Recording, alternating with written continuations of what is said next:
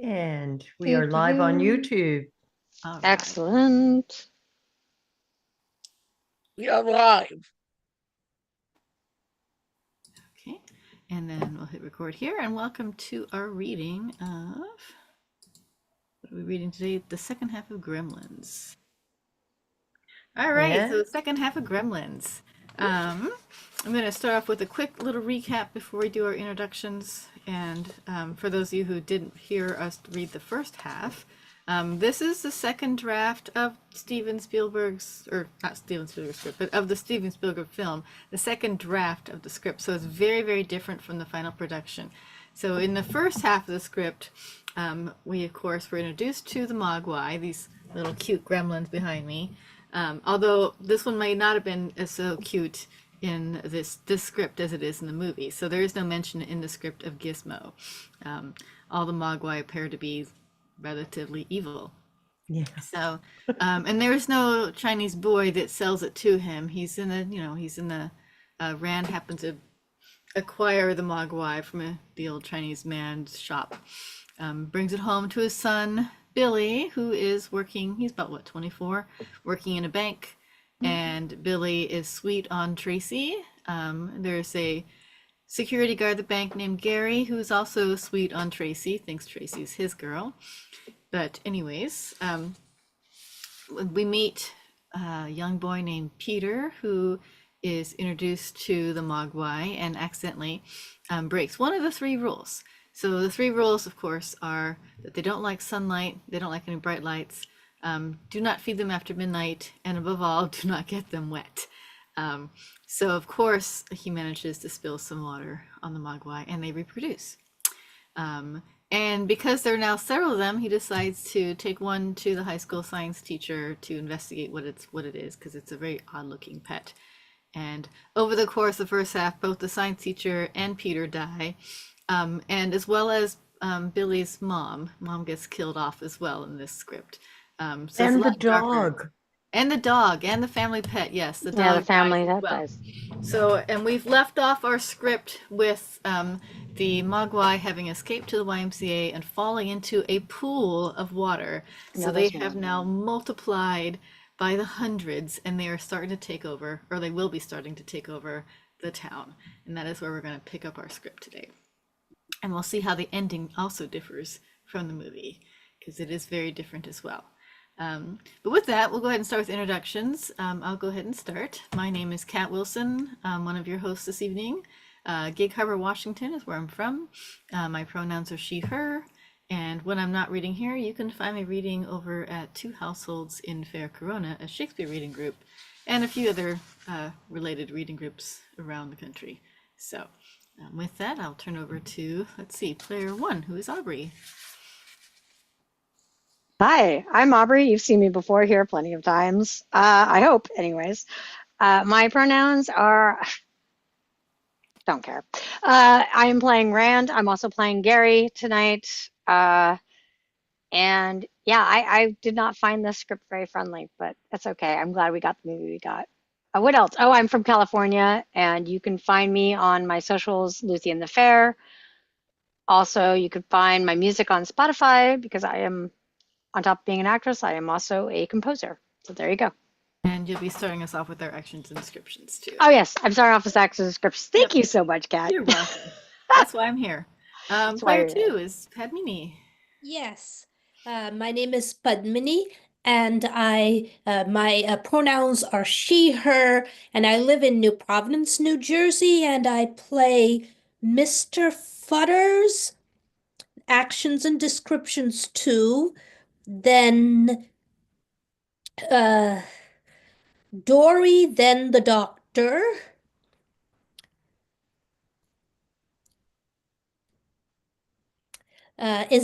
I think this is correct, yes. Yep, that's all. And yeah, so Butters, action descriptions too, Dory and the Doctor. Yep, you got them all. Thank you very much. Yeah, I found one background relevant to this movie. All of us are gremlins, covers just not me, but all of you, me in front of all of you. Great background. Let's see. Player three is Jackie. Are you there? Yes, I am. Hi everyone, my name is Jacqueline Hume like Zoom, but I go by Jackie.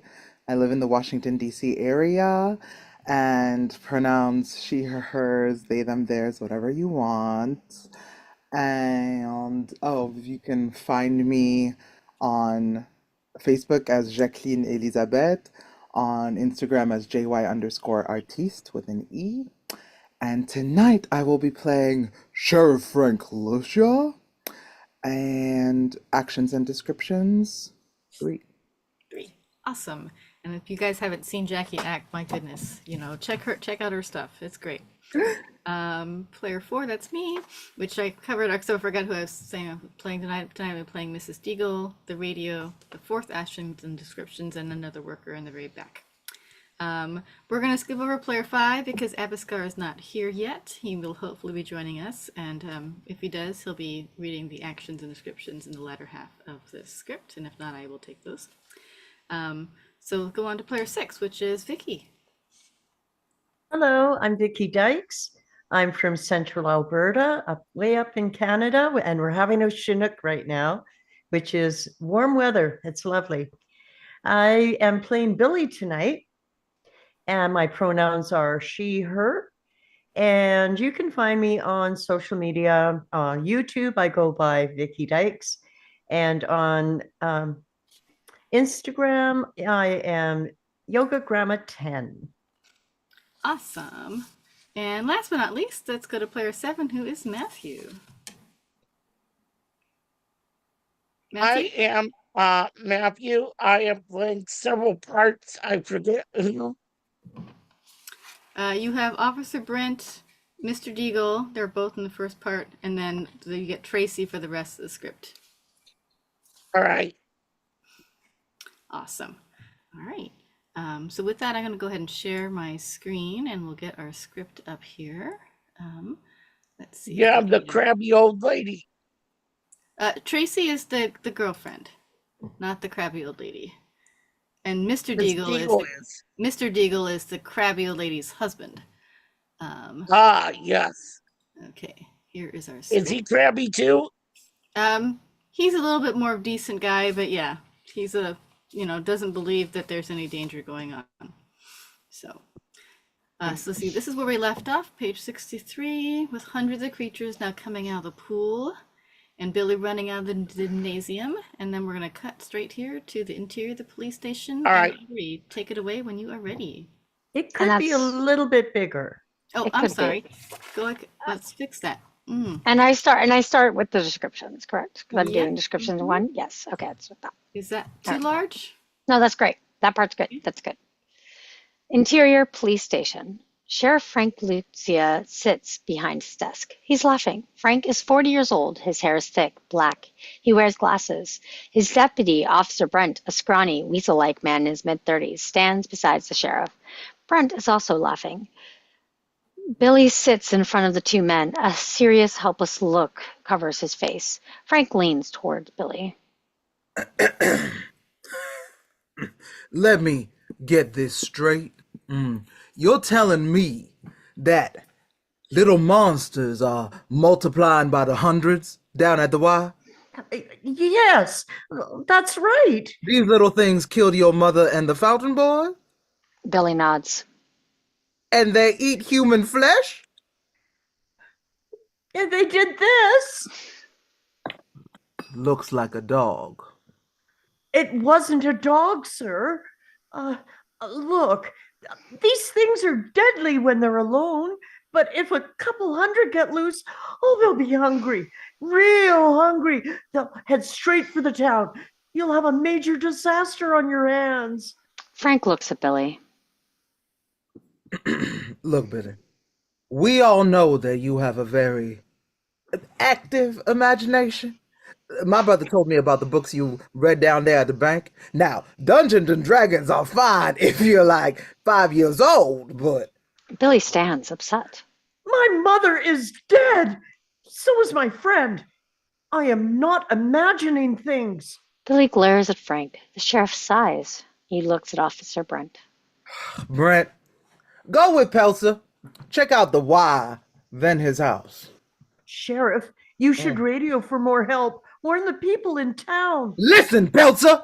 Now you're getting me pissed off! You're lucky if I don't just throw you out on your ass for telling me stories. Frustrated, Billy exits with Officer Brent. Frank shakes his head, picks up the phone and dials. Exterior YMCA. The building appears calm, peaceful. No sign of the creatures. The police car pulls into the parking lot. Interior police car. Officer Brent parks the car. Billy sits beside him. Brent looks at the building. That's fine. I don't see anything. They're inside. Brent checks his pistol. It's loaded. Look, you can't go in there alone. It's suicide. You've got to radio for more help. I've got all the help I need right here. Brent handcuffs Billy to the grating of the police car. Please, please, listen to me. You can't go in there. Brent gets out of the car and walks to the building. A nervous, frustrated Billy watches. Brent walks to the building's front door, locked. He smiles. He takes a step back, draws his gun, and shoots off the door lock. He enters. Billy waits in the car, frightened, restless. His sword lies on the back seat. Billy grabs it. He begins to pound at the handcuff chain with his blade. Interior, YMCA hallway, pistol drawn. Brent walks down the hallway to the gym doors. He can hear the sounds inside. Gurgling, breathing, giggling. He takes a drink from his hip flask. He enters the gym. Inside, Brent is shocked by what he sees. Hundreds of pairs of burning green eyes fill the gymnasium, shining in the darkness like a starry night. Droves of mogwai are still coming out of the swimming pool. Brent is frozen. He tries to scream. The creatures notice him. Several move towards him. Brent fires his pistol. Useless. There are too many creatures. Billy, he hears the gunshots. He moves faster, desperately hacking at the handcuff chain with his sword. Cut to. Inside, Brent drops his gun out of bullets. He turns to run. A creature leaps. It lands on his back. Another leaps at him. He falls to the ground. Brent screams as the creatures jump him. They cover him like a blanket. They feast. Cut to. Billy, sweating, nervous, hacking away at the handcuff chain. Brent's screams fade in the background. Billy looks out the side window. He sees the YMCA's front doors burst open. Droves of creatures pour into the night. Billy panics. He hacks at the chains, harder, faster. The creatures move toward the police car. Billy finally breaks a handcuff chain.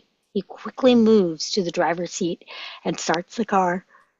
The police car tears out of the parking lot. The creatures still pour out of the Y. Billy drives. He looks to the rearview mirror. The reflection of countless green eyes burn in the mirror. The creatures are following him. Billy drives faster.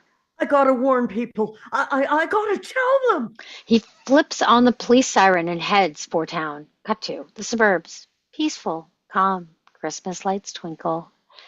The police car suddenly squeals down the main road. Lights flashing, sirens blaring. Billy steers the patrol car onto the first driveway. The car screeches to a stop. Billy gets out, sword in hand. He runs to the front door of the house. He knocks hard. Mr. Butters, a balding, middle-aged man wearing a bathrobe and pajamas, answers the door.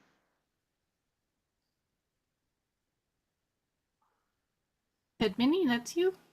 Billy I'm Pelter, yeah, I what's know. going on here? I No, was that's Padmini, Matthew.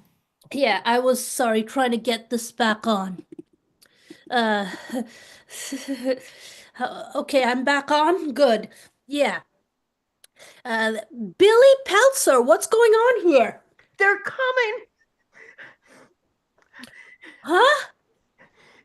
You've got to keep your windows locked, or better yet, board them up. And your lights, you've got to leave them on. What are you talking about, boy? There are these little things, animals. They're all over the place. They'll kill you and your family. Mr. Futter starts to laugh. Have you been drinking? Oh no, sir. And what the hell is that? A sword? Yes. And what are you doing with the sheriff's car? Are you on drugs? Billy starts to explain when Mr. Deagle, the next door neighbor, walks onto his porch. Deagle is a portly man with curly gray hair and a beard. He calls to Mr. Futters. Hey, Joe, I saw the police car. You in some kind of trouble? No, it's this Peltzer kid. He thinks we're gonna get eaten up by wild animals, and he's carrying a sword. Did you say Mr. Pelter, Billy Pelter? Yeah?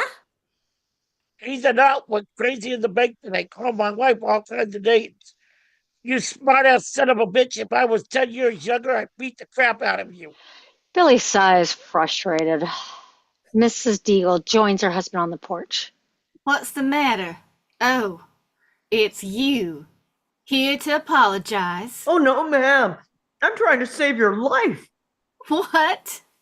The boy went crazy, dear. He's carrying a sword. I knew he was crazy from the start. I hope they lock you up for good and throw away the key. Mr. Deagle puts his arm around his wife. Come on back inside, dear. Let's finish watching Dallas. Good night, Joe. Good night, Ed. You've got 10 seconds to get the hell out of my yard.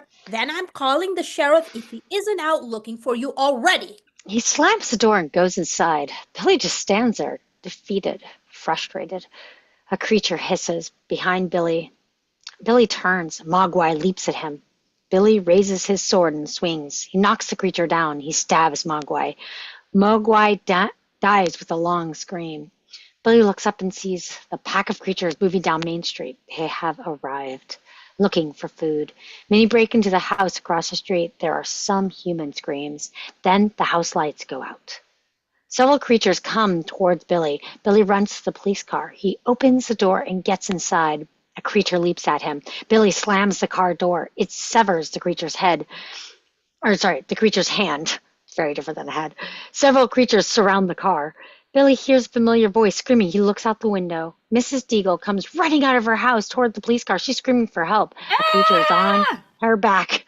Another creature leaps at her. She falls into the snow. Several creatures attack Mrs. Deagle. Her screams fade. So does her life.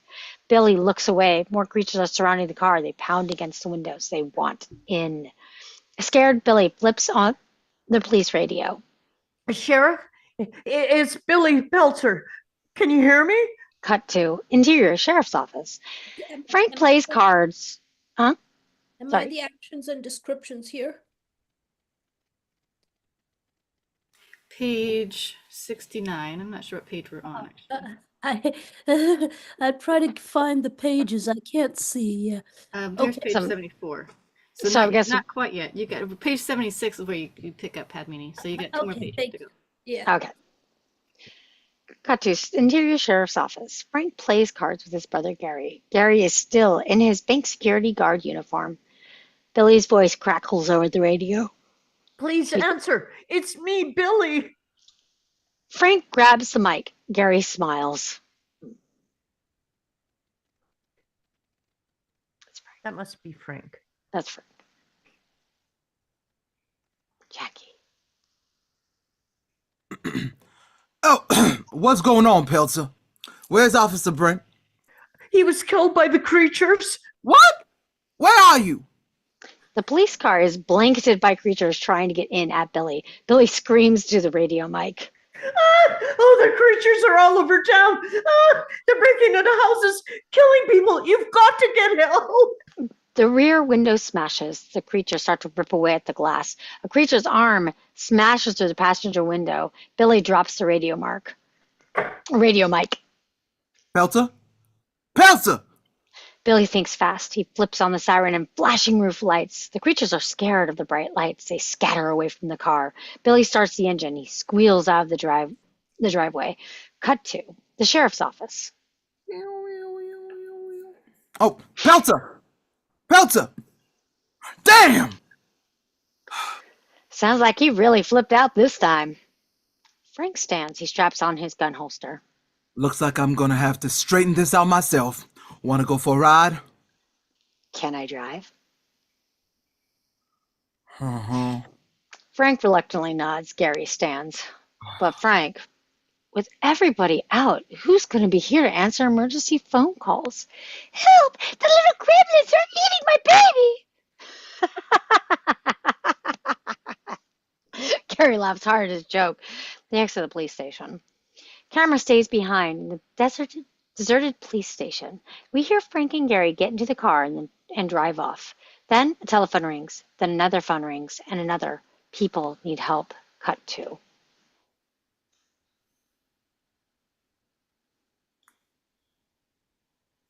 Padmini, this is you. Yeah, but oh, that is directions I see. Mhm. Billy's shaky, nervous behind the wheel of the police car. Outside, the creatures are making their way down Main Street. They are everywhere. On rooftops, front lawns, smashing through windows, breaking into homes, scattered human screams echo through the night. People are dying. Mogwai is taking over the town. Billy looks through his windshield. Up ahead, he sees Tracy screaming for help from a third floor window of her home. Billy steers the police car into her driveway. He squeals to a stop. He grabs a sword and gets out of the car. Outside, Billy runs to below Tracy's window. He shouts to her. Tracy, it's me, Billy. Tracy stands in her bedroom. The bedroom door is closed, locked. The creatures pound against it. They want in. Tracy shouts down to Billy. Matthew.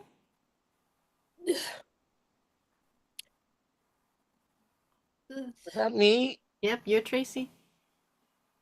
No, these things are all over my house. I'm through.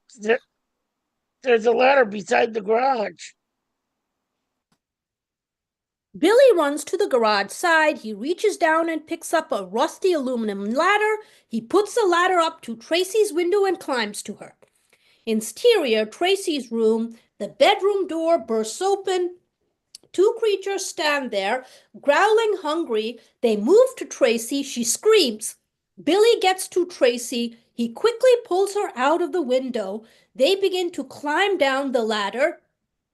On the ground below, a creature jumps onto the ladder. Tracy is startled. She nearly falls. Billy grabs a better hold of her. He drops his sword. It falls to the ground and lands in the snow. The creature looks up and sees Billy and Tracy a few feet above. Mogwai begins to climb the ladder, going after them. Billy and Tracy start to climb up the ladder, but the other two other creatures come out of Tracy's bedroom window. They see Billy and Tracy below. They climb out after them down the ladder. Billy and Tracy are trapped, sandwiched between the creatures. Billy looks to his sword on the ground so far away, the creatures are almost upon them. Thinking fast, Billy pulls the ladder back. It sways, he pulls harder, the ladder tilts to the ground, falling. The three creatures are thrown to the ground into the deep snow. Billy and Tracy ride the ladder down. The snow breaks their fall. The creatures dig their way out of the snow. They move towards Billy and Tracy. Billy snaps up his sword and jumps to his feet, ready to fight. He keeps one protective arm around Tracy. The creatures surround them, waiting for the right moment to attack. One of the creatures moves forward, another leaps behind Billy. Billy lunges forward and spears the first creature. He quickly reels around, slicing the other creature in two. Both creatures lie in the snow, dead. Billy turns to the last Mogwai. With two swings of his blade, he kills a creature. Billy wipes the green blood off his sword with his coat sleeve. Breathless, he looks at Tracy. Hair hangs in his eyes. Blood runs down the side of his sweaty, unshaven face. His dark brown eyes stare at Tracy. The transformation from meek bank clerk to sexy hero is complete. You're safe now. He embraces her. They run to the police car and get inside. Into a police car. Billy starts the car. He and Tracy drive off into the night.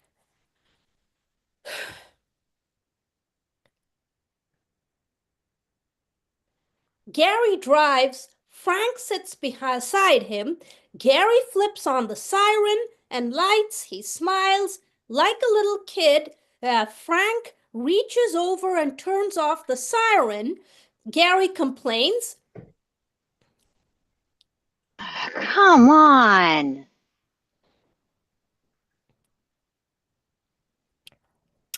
Jackie? Come on.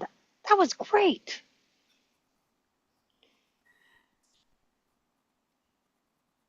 Oh, Gary sarcastic. I got a headache. But this is an Sarcastic. emergency. We gotta warn everybody. The Gremlins are coming. Gary laughs. Frank sighs. So when are you gonna make me deputy? When you grow up. Why don't you fire Brent? He's nothing but a drunk. I could do a lot better. They arrive at the outskirts of town. Frank notices something up ahead. He can see the shadows of the creatures crawling on houses, running across the front lawns. Frank motions for Gary to slow down, Something looks weird. rolls down his window. Damn windshield's frozen, can't see a thing. He sticks his head out the window to look out. Gary continues to drive.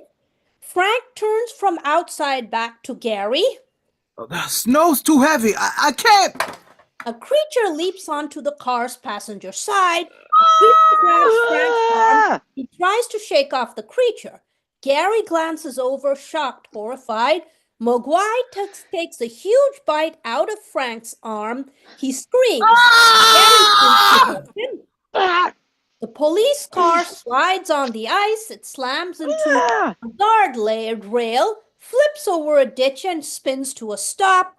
Billy's car. Billy drives as fast as possible through the heavy snow. He's headed out of town. Tracy sits beside him. She looks out the window. Outside, the rows of once peaceful, cheerful homes are now the scenes of frenzied horror. People run out into the night, screaming for help, only to be dragged to the ground by creatures.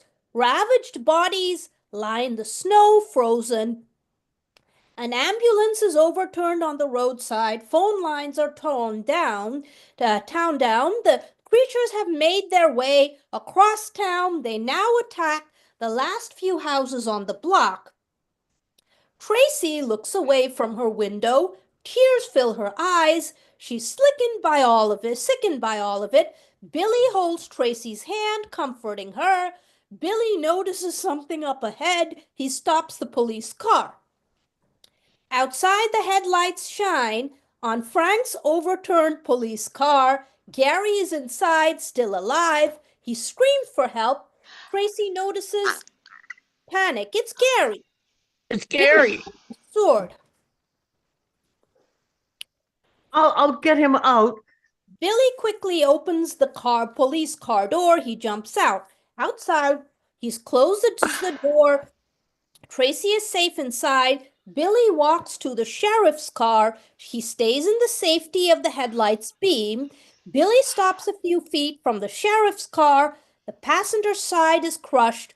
The driver's side is barely damaged, save for a dented, jabbed door. Gary pounds against the door. He wants out. Billy grabs the car handle. He pulls hard. The door pops open. He pulls Gary out. Gary gets to his feet. He's okay. Billy looks inside the car. Billy closes the door. What about my brother? Can we get him out? He's dead. Tears fill Gary's eyes. Billy leads Gary to the car.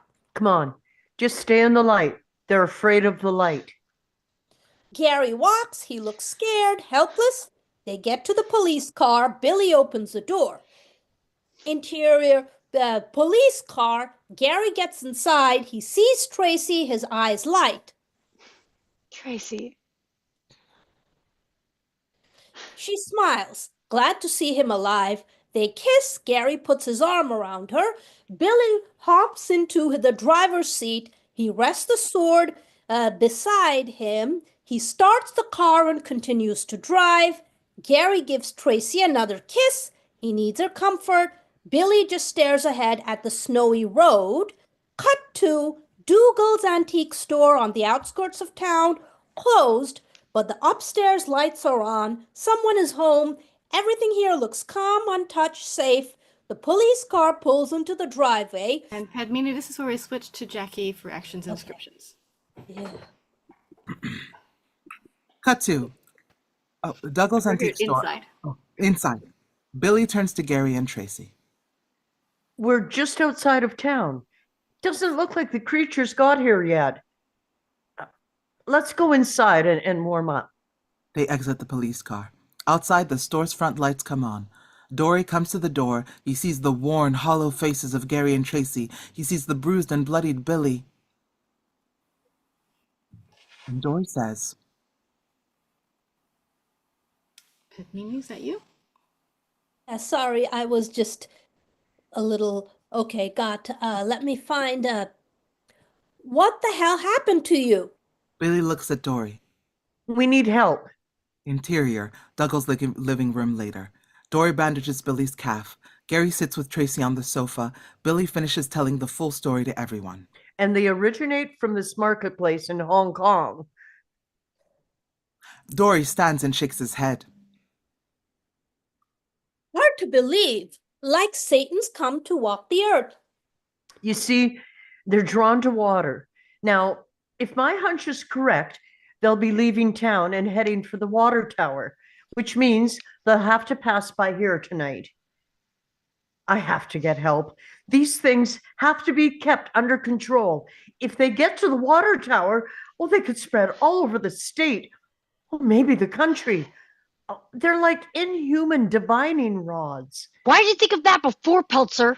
I did, but nobody would listen. Well, maybe if you weren't such a nut, people would believe you. Dory intervenes. Now, boys, arguing will get us nowhere. Gary still glares at Billy.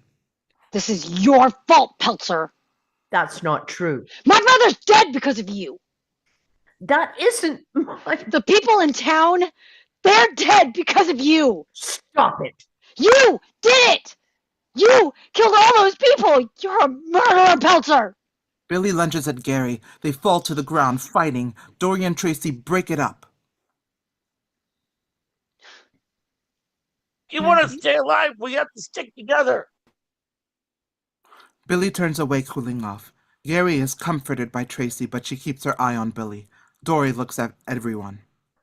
We should get in touch with the authorities. Yeah, and then I'd like to try and get in touch with my dad. If we can... The lights go out. Total darkness. Exterior, Dory's store. Mogwai's claw tears at the wires in the electrical box. Cut to living room. Gary's cigarette lighter illuminates the room. Everyone stays quiet. They listen.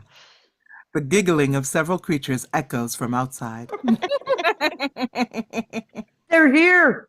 A frightened Gary holds Tracy. Now what do we do? The giggling gets louder, closer. Billy turns to Dory. Do you have a place where, without windows, a place where we could be safe? Dory pauses to think. The storage room. The sound of breaking glass is heard. They're downstairs in the store. We have to hurry. Dory leads everyone out of the room. Interior storage room. Large area. Crowded with antiques. Dory leads everyone inside. He closes and locks the door. He lights 2 candles. We'll stay here until daybreak. Gary sits with Tracy on an old sofa. Dory sits beside them in an old rocking chair. Billy pulls up an old wooden chair. Loud noises, crashes, bang, thumps, giggles. They echo from off-screen. The creatures rummage through the antique store. Close up, Billy, Gary, Tracy, Dory listening to the sounds, frightened. Mischievous little devils, aren't they? No one disagrees. Tracy suddenly notices something. She cries out. Billy! Several creatures' claws scratch through the thin wood of the storage room door. Thinking fast, Billy moves to a large cabinet. He turns to Gary. Help me with this. Gary and Billy slide the cabinet in front of the door. That'll keep them out. We're safe now. Billy sits back. The noises continue. Dory looks at everyone. I've only been this scare 2 other times in my life. Once when I was drafted, the other was when I was 6 years old. It was Christmas Eve. My sisters and I were decorating the tree with our mother. We were singing carols, happy, excited, waiting for Dad to get home from work. Few hours passed and we started to worry.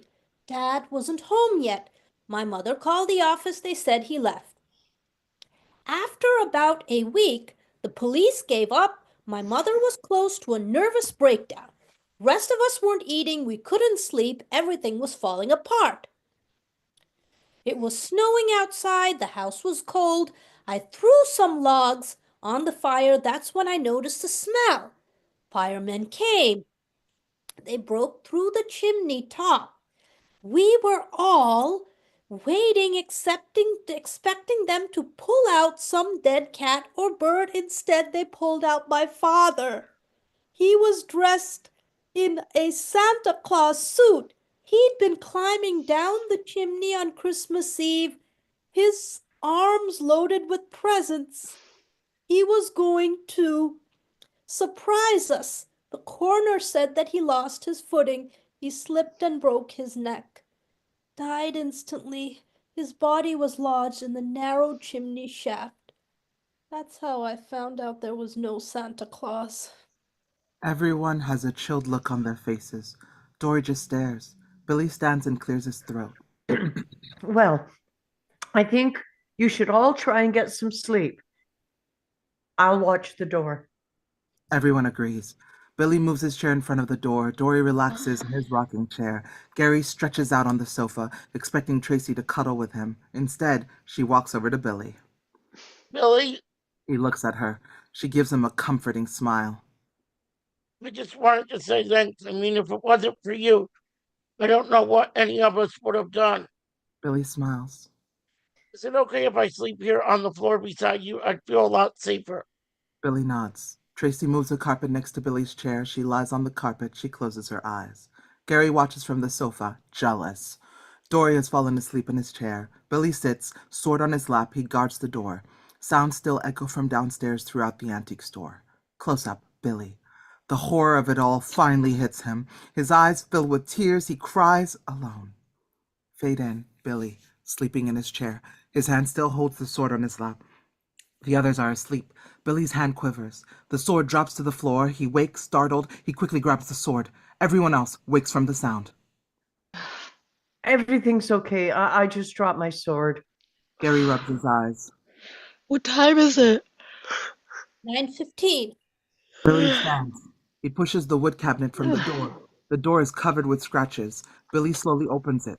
The room is bathed with light coming from a window facing the door. Everyone smiles. The light feels good, safe. They exit the storage room. Interior living room. Destroyed by the creatures, furniture is overturned, windows are broken, curtains are torn. Billy, Dory, Gary, and Tracy enter. Camera follows the 4 people through the house into the kitchen, the bedrooms, the hallways. Every room has been destroyed by the creatures. Interior store area. All of the antiques have been smashed or broken by the creatures. Dory is shocked to see his store in this state. Billy walks to the front door. He tries to open it. It's jammed. He pulls hard. Finally, it opens. Out- Outside, a blanket of snow covers everything. It snowed hard last night. 3 feet's worth. Billy turns to Dory. Try the phone. See if we can get help. Dory walks back inside. Gary flips on a transitor radio that has been sitting on the shelf. All major highways and roads are closed. Driving is close to impossible. It looks like we're going to be snowbound for the holidays. Dory returns. Phone's dead. Damn. We're trapped. I think we should get out now. How? The nearest town is 15 miles away. I'll walk. In this? Well, you won't get far. It's worth a try. And what happens when it gets dark and you're on the road alone? Gary says nothing. No, we have to stick together and fight these things, at least until we can get help. Tracy folds her arms. I'm cold. Gary puts his arm around her. She'd rather have Billy's. Yeah, I'm hungry. There's a McDonald's about a block away. Okay, we'll get something to eat. And then we go to work. Mm. Cut to exterior McDonald's later. The police car is parked outside. Many of the restaurant windows are broken. A few deserted cars are in the parking lot. Inside, the creatures have been here. The dead body of an old man is slumped across the table. A half-eaten Big Mac is still in his hand. In a booth sits a dead family. Mother, father, boy, and girl. Their food still sits in front of them, untouched. A dead cashier girl lies on the counter. Billy, Tracy, Gary, and Dory sit at a table in the rear of the restaurant, away from the grisly sights. They eat burgers and fries. Gary takes a bite of his burger and nods to Billy. Not bad, Belter. I didn't know you could cook. I worked the grill here when I was 16, my first job. Dory there looks be at other- Billy. Could there be other people in town alive? It's possible, but it's more important to get at the creatures. We've got the advantage now. It's daylight. You know where they are, Belter? No, but they're all gathered in one place, and the sun rose before they could make it to the water tower, so they must be holed up between here and there.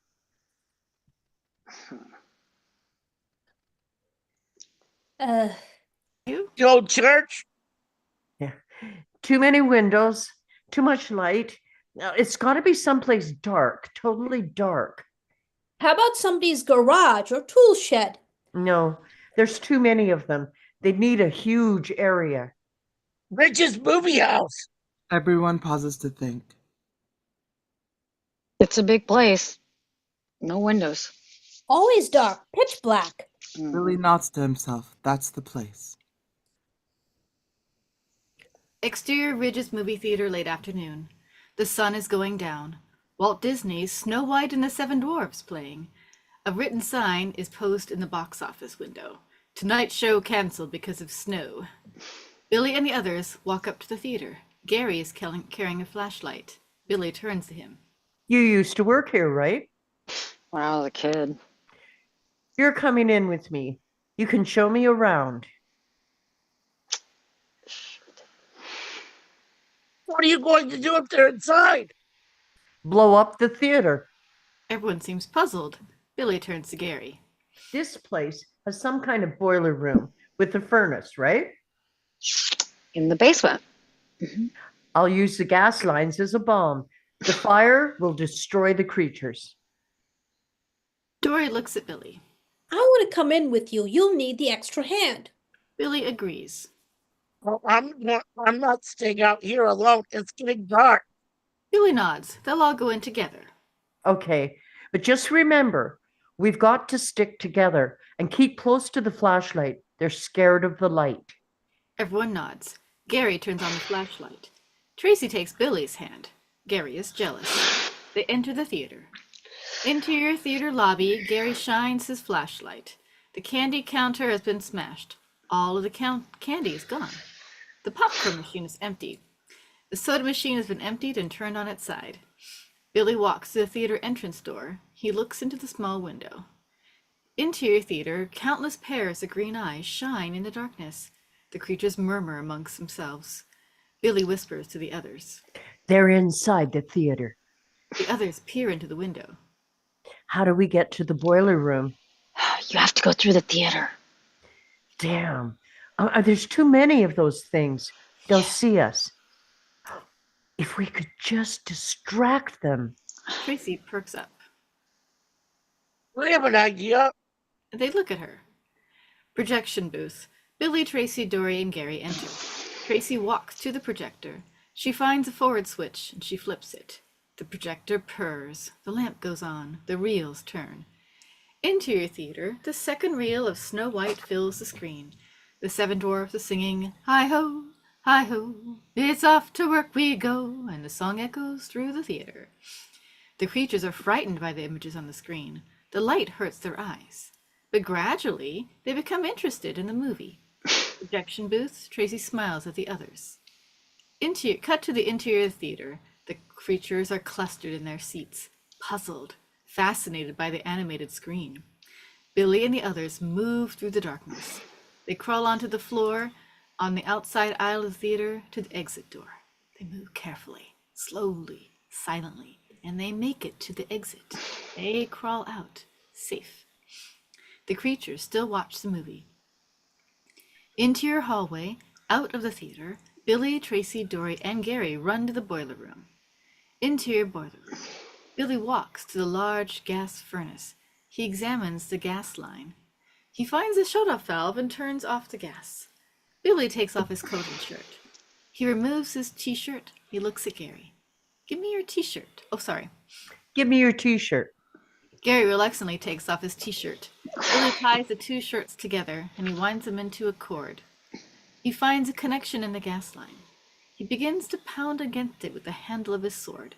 The sounds of metal ring out. Clang, clang, clang. Interior theater. The film's reel ends. The screen goes blank. The creatures are puzzled, distracted. They throw their candy boxes and paper cups to the screen. Clang! Billy's sword hitting the pipe is heard. Several of the creatures group together. They move from their seats to the exit door, and they follow the sound. Interior boiler room. Billy gives one final hit to the gas line. The connection snaps. He stuffs the line with his and Gary's shirt. He turns the gas back on and lights the end of the crumpled shirt with the match. The flame slowly creeps up the shirt to the line. We have to get out fast. Gary points to the rear exit. That leads outside. Several creatures burst into the room. Gary panics. He pulls out a gun and starts shooting. Not your gun. There's too many. Use the light. Gary stops shooting and fumbles for his flashlight. A creature leaps at Dory, pinning the old man to the ground. Other creatures attack Dory, biting, scratching, tearing. Billy picks up his sword and begins to knock the creatures off Dory. Creatures come at Tracy. She picks up a section of thick lead pipe and bats off the oncoming mogwai. Gary finally turns on the flashlight beam. It keeps some of the mogwai at bay. Fire creeps up the t-shirt, getting closer to the gas line. Billy gets all the creatures off Dory. More creatures come through the door. Gary gets scared. He drops the flashlight and runs for the rear exit. Get back here. We need you. Gary runs out, leaving the others alone. Billy and Tracy continue to fight the creatures. Dory lies on the ground. Exterior behind the theater, Gary rushes out. It's dark. He runs through the snow-filled alley to the front of the theater. Interior boiler room. The fire is only a few inches from the gas line. Soon the place will blow. Billy and Tracy still fight. Billy inches to the rear exit. His arm blindly gropes for the door handle, and the fire is almost at the gas line. Billy's hand reaches a door handle and he opens it. He turns to Tracy. Let's go. Billy picks up Dory's body. Tracy protects him by batting away any oncoming creatures, and they hurry out of the boiler room. Interior hallway, Tracy closes the boiler room door, locking the creatures inside. Billy carries Dory's body. He and Tracy run to the exit. Exterior alley behind the theater, Tracy and Billy burst through the door, and they fall into a snow pile. And that's where we would switch to Abiscar, but he's not here yet. So I'll keep reading unless someone else wants to. Do you want me to take over? I can take over. The theater explodes. Doors fly off. Windows break. The entire theater is engulfed in flames. Loud, high-pitched screaming is heard. Creatures are dying. Billy stands up from the snowdrift. He looks at Tracy. She's okay. They look at Dory. His body is covered with scratches and bites. He's dead. Billy picks up Dory's body. He carries it to the front of the theater. Tracy follows. Cut to interior theater tracking shot. Camera moves through the flames. Some creatures scream, burning to death. Others try to avoid the flames. Camera moves to the ceiling. The sprinkler system turns on. Cut to close up. Gary, sweating, scared, out of breath. He stands across the street from the theater, watching. Billy and Tracy emerge from behind the building. They walk towards Gary. Billy walks up. He's holding Dory's body. He lowers the body to the ground. He glares at Gary. You bastard. You ran out on us, left us alone to die. Billy drops the sword and jumps on, Billy drops his sword and jumps Gary. He falls to the ground, fighting, punching. Gary knees Billy in the groin. Billy is bent over, catching his wind. Gary snatches the sword. He lunges at Billy with the blade. Gary, no! Billy dodges the blade. Gary moves closer to Billy. The sword is inches away from Billy's chest. Gary swings. Billy steps back. The tip of the sword scratches across his chest. Billy cries out. Gary lunges at him again. Billy is scratched. You're going a little too fast up here. Go down. Billy is scratched across the stomach. Billy is backed against the building wall. Gary pulls back his sword, ready to spear Billy. A creature leaps out of the darkness and grabs Gary by the throat. Gary screams. He drops the sword. Another creature attacks Gary, followed by another and another. They bring him to the ground. They eat. He dies. Billy quickly picks up his sword before the creatures get to him and Tracy. He grabs her hand. They run to the police car. They get inside and lock the doors. Interior police car. Billy and Tracy look across the street. Countless creatures are pouring out of the theater into the night. The police car squeals away into the night.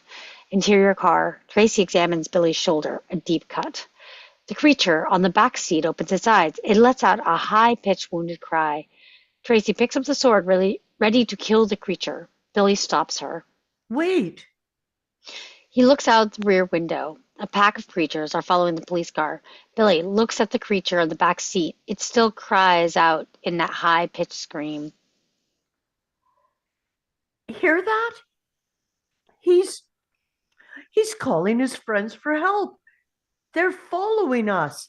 As long as he's alive and screaming, they'll come after him. So? We can't kill him. He's our bait. We'll be able to lead them away from the water tower. Just keep an eye on the thing. Make sure it doesn't hurt us. Tracy keeps the sword on the creature. Billy guns the engine and screeches off. He looks to the rearview mirror. The countless green eyes follow. Dissolve to exterior Exxon station later that night. Station is deserted. A clock in the window reads 5:27 a.m. The police car pulls into the station lot. Billy and Tracy get out. They look tired, worn. They've been driving all night. Billy pumps the gas into the car. The wounded creature still lies on the back seat. Mogwai still screams in its high-pitched wail. Tracy looks into the distance. The pack of green eyes is visible. A few miles away, they move to Tracy and Billy's direction. Still coming. Billy replaces the gas pump. He looks to the sky. We'd better hurry. I mean, they're getting close. They get into the car. Inside, Billy starts the car. Tracy looks into the back seat. Really? The creature is gone. Billy and Tracy are shocked, puzzled. Cut to behind the police car. The creature has crawled outside through the rear window. It crawls beneath the car, moving into the engine. Billy and Tracy look around, puzzled, confused. Where in the hell? Suddenly, the car stalls. Billy tries to restart it. No good. Dead engine. Killing echoes from under the hood. Billy and Tracy get out of the car. Outside, the pack of creatures are getting closer. Billy and Tracy move to the car's hood. Billy opens it. Mogwai is inside. Its mouth is full of tangled wires and plugs that the creature has ripped from the engine. Mogwai giggles at Billy. Check the garage. See if there's a bag, a box, something we can keep this little bastard locked up in. Tracy hurries to the garage. Interior station garage. Tracy finds a small red metal toolbox. She empties it and carries the box back to the car. Billy grabs the creature. Mogwai is still wounded and dazed, but it manages to bite and scratch at Billy. Tracy holds the toolbox open. Billy forces Mogwai inside. He closes the toolbox and locks it shut. Mogwai is trapped inside. The creature pounds against the metal. Its loud cry echoes from inside. Billy checks the car's engine. Oh, damn. He ripped out the coil wires. The car won't run without them. Can you fix it? Billy looks into the distance. The creatures are getting very close. There's no time. Come on. Billy and Tracy run. Billy, not Barry, carries the toolbox. Mogwai cries from inside. Billy looks behind him. The Mogwai plows through the snow, moving closer to Billy and Tracy.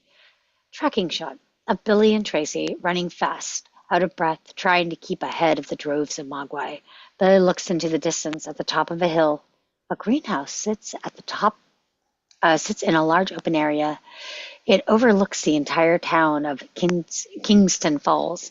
Billy and Tracy run up the hill towards the greenhouse. The Mogwai move fast. They're getting closer to Billy and Tracy. Some of the creatures travel beneath the snow, others hop through it. Billy and Tracy arrive at the top of the hill. They run to the greenhouse entrance. They open the doors and enter. Inside, Billy drops a toolbox on top of a greenhouse table. Outside, the creatures arrive at the top of the hill. They move to the greenhouse doors. Inside, Billy spots a huge tree. It grows up through the center of the greenhouse. Billy takes Tracy's hand. They run to the tree. They begin to climb to the top. The creatures crash through the greenhouse doors. Several of them surround the toolbox. Mogwai screams from inside. Others tear through the greenhouse, smashing plants, overturning tables, etc. The creatures spot Billy and Tracy climbing the tree. The Mogwai move to the tree. Billy and Tracy climb. Billy looks to the sky. Dawn is approaching. Billy looks below him. The creatures climb the tree, scurrying to Billy and Tracy. Billy fights off the oncoming Mogwai with his sword. At the tree's bottom, several creatures have begun to gnaw at the tree trunk. Billy and Tracy are near the tree top. They cling to the large, thick branch. The creatures still chase after them. Billy keeps them at bay. At the tree's bottom, the creatures have almost completely gnawed through the tree trunk. The tree sways, the trunk snaps. Billy and Tracy hold tight as the tree falls to the ground. Billy smacks to the greenhouse floor, slightly dazed. Tracy lands beside him, unconscious. A few creatures jump on her. Billy stands. He knocks creatures off Tracy. Several creatures attack him. Billy fights, but there are too many. They keep coming, surrounding him. Billy can't keep up with them. Outside, the sun is coming up. The darkness fades. Inside, the creatures still attack. Billy tries to fight. A creature grabs his wounded leg. Billy cries out in pain. Another creature rips at his arm. Billy drops the sword. He's finished. He falls to the ground beside Tracy. The hungry creatures surround Billy. Weak, defeated, Billy closes his eyes. He finally gives up. The sun rises. The creatures move to finish off Billy. Suddenly they stop. They become weak. Bright sunlight shines into the greenhouse. The creatures try to run. Nowhere to hide. Billy opens his eyes. He watches. The sun shines brighter. Sweat pours from the creatures' bodies. They cry out in pain, unearthly screams. Their bodies start to smolder. Cracks appear in their skin. The creatures begin to melt like candles. Billy watches in horror.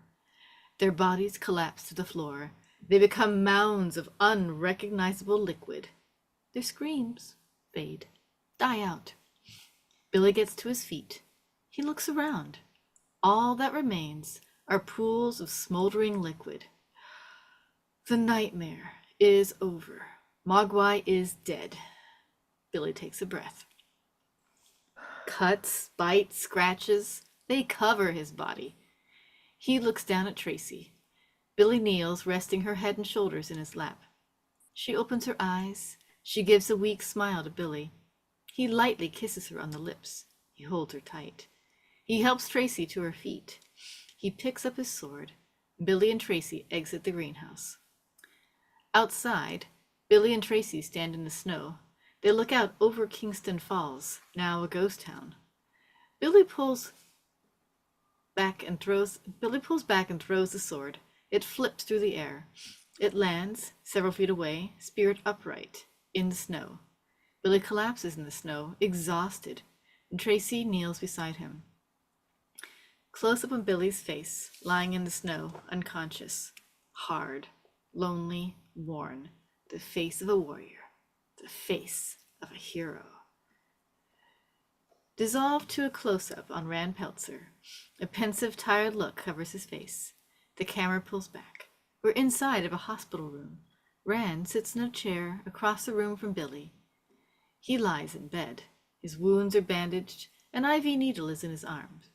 Billy opens his eyes and they focus in on Rand. Dad. Rand smiles. He embraces his son. It's okay, Billy. It's over. Billy holds his father tightly. How's Tracy? Fine. She's in a room of her own. You can see her tomorrow. Billy nods.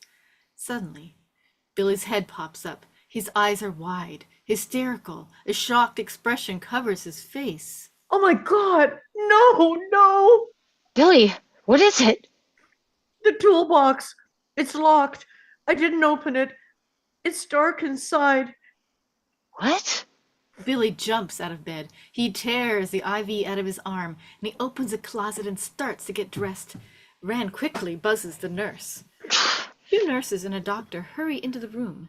They grab Billy and wrestle him back to bed, and the doctor gives Billy a shot. Wait. Oh, you've got to let me go. I didn't open the toolbox. I didn't get the. Billy's words start to mush together. His eyelids get heavy, and he falls to sleep. The doctor turns to Rand. He'll be okay. He's still in shock, exhausted. He needs more rest. Rand nods. The nurses and doctor exit. Rand just stares at Billy. Cut to a close-up of the red metal toolbox. Still locked. Still sitting on the greenhouse table where Billy left it. The camera pulls back to reveal several workers cleaning up the debris, repairing the broken greenhouse windows. The workers load the trash onto a dump truck. Outside, the snow is melting, the sun shines bright. A burly, muscular worker walks up to the table and picks up the toolbox. He shouts to another worker.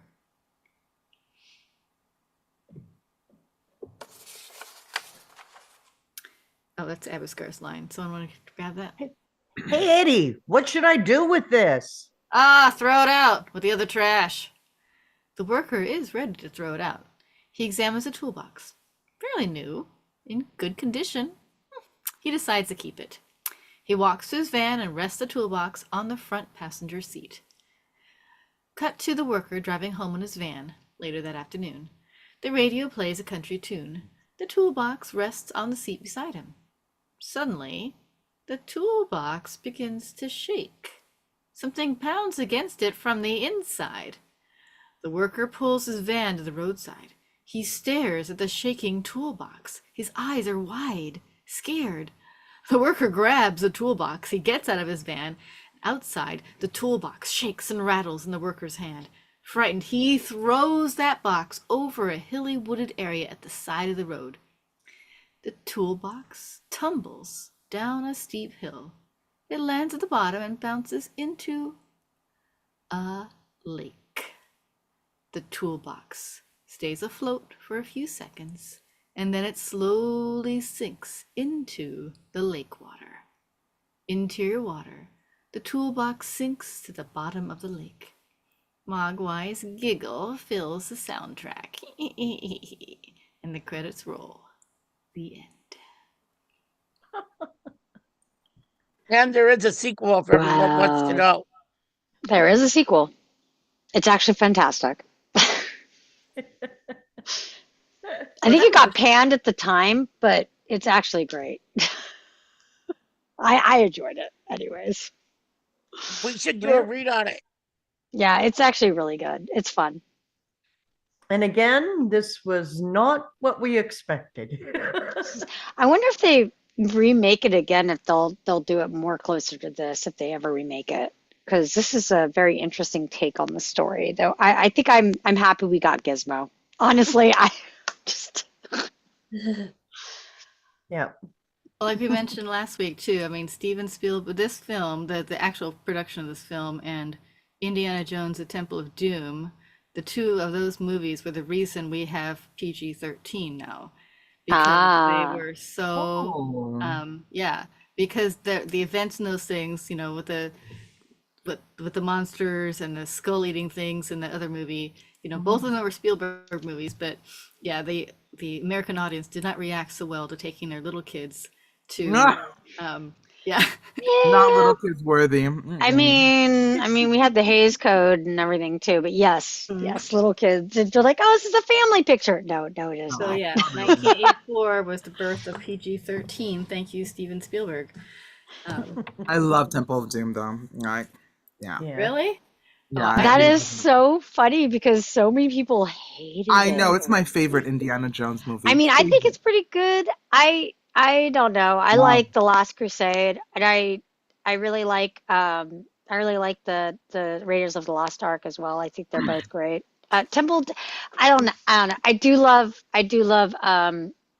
What's his name? Kwan. I think Kwan is fantastic. The That's the kid. little boy. I think Dr. it's a Jones. Dr. cultural thing. Jones. It's a cultural difference because Americans, I'm Senegalese, so I'm not American. And I think like just understanding different cultures and living in different Hmm. countries gives you a different perspective. So I was just like, Temple of Doom hits the way the others don't hit for me. Yeah, me Right, and they're too. really worried about, I mean, now it's more just like how insulting is it that you think that these people of a different Not, culture are like sitting there not, tearing out people's heart and eating monkey brains. no, it's That's cool. kind of why. No, But because they're evil. that's why I'm saying that's why people are upset about it because it's putting a harsh. I don't have a problem with it. I understand people have different cultures and in different cultures things are not the same. Well, no, I there are get evil it, but people in like all cultures. Like that's there the thing. Like are. evil exists in every Yeah, single place of the earth. So it's like I don't uh, see what's insulting about that. They're not saying all Indians are this way. They were saying a small group of Indians I were know. evil. So I have which no Nikki, problem. you Indians? look Which like you want sort? something to say here Which too. type of Indians? That's the thing too, right? They're not Of specific South at all. Right. Asian? You mean of the ones from Asia, not Native Americans? Yeah, the ones from Asia, not Native Yeah, American. I Native okay. I Americans. see. Yeah, I find it silly also to say certain countries are kinder than others because people are the same everywhere, though there's Agreed. it's Mhm. pretty naive to think that it'll be. Yeah, when I was born in India and moved to America right before I turned 5, and I used to think that the grass is greener on the other side, that if I wished I still lived in India and thought of it as my country, and that if I lived in India all my problems would disappear, but I've come to Mhm. realize that's not the case and people are the same everywhere. No one culture is I mean, no one country is a certain way or No. nicer than the other. No, I Everybody, mean, there's just like there's racism everywhere. I mean, but it's just highlighted in America. There's just a highlight of that kind of thing in America because there's such a heavy history of it. Mhm. So I think that that's why Americans are more sensitive to it, I think. to racism? Well, yeah, to the idea of different like we have I think there's a tendency that if you're highlighting that this small group of people Mhm. are this way, tend to generalize it to, oh, you must be saying this about everybody, the whole Yeah. race itself, and therefore this is evil. I'm just saying, like, because it's hypersensitivity. What do you think about that, Cat and So you're Vicky? What are saying your that you're thinking the public's misinterpreting the fact that that they're not that's not just this like little cult off to the side. You're thinking that this film is suggesting that the whole country is like that, and that's why people are upset. Is that right? hmm So I Unfortunately, watched. that's what I think that's why people made such a hoopla about it. That's what I'm saying. Gotcha. Because I do know that Steven Spielberg apparently is banned from India. Apparently. What? That's what I've heard. At least that's what I've read. Google it I quickly. don't know. Yeah, but that's what I've heard or at least read somewhere. And so don't quote me on it, but that was something that I heard or read about. And it was like, yeah, he's actually not allowed back in this place because, or at least where they filmed it, because they were really He's insulted. not banned. He was prevented from There we go. shooting Temple of Doom in Indian territory, and so he filmed in Sri Lanka. But he's not banned in India. Okay. Yes. All right. That's good to know. Hmm. As I said, don't quote me on it. No, Take it no, with a no. grain of I salt. get you. It's funny because at the end of the movie, it ends up with again like there are some Indians that were I, part in making and like I freeing know. the people from that terrible group, that sect. Yeah, they were a sect. That's what they were. They were You a know? sect. Yeah, culty sect. Right. Exactly. So it's That's like, why I'm like, why yeah. can't people understand? Like, and why are you making such a big hoopla about this? My goodness. Like, seriously, why? But as I said, And no, Americans are funny you're about racism. you're right about no, Americans are funny about racism when it comes to black and white, especially. And other countries are I know. funny about different types of prejudice, right? Like in India, they have the caste problem, right? Mm-hmm. There's a big like conversation about caste. In Rwanda, right? It's the Tutsis versus the Hutus, right? That's a I mean, big conversation it's till the this day English versus the because of the Irish. genocide.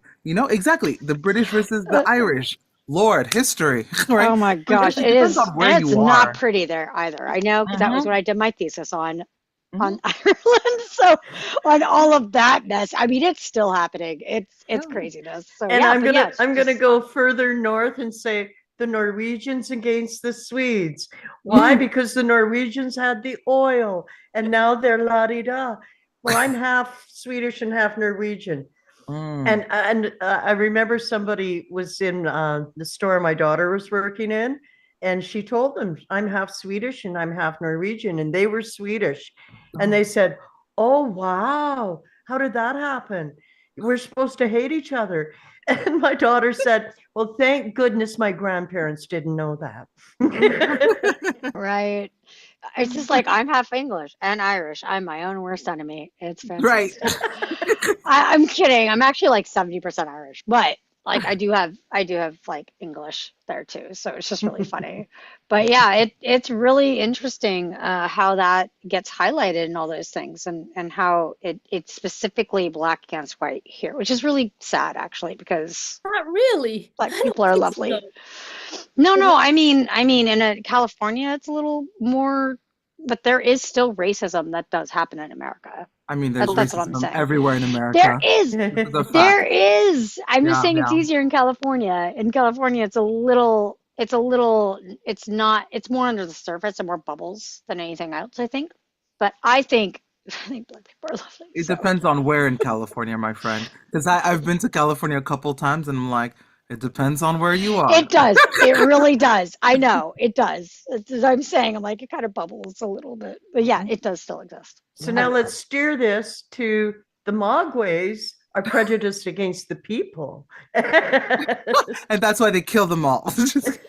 I mean, they're supposed to be just like an evil creature that's like unknowable. And I think it's just more that I don't think it's really metaphoric for anything. I think No? it's just like, nah, I mean, I think it's just like, it's that whole unknowable horror. Like we don't know what these things are. It's the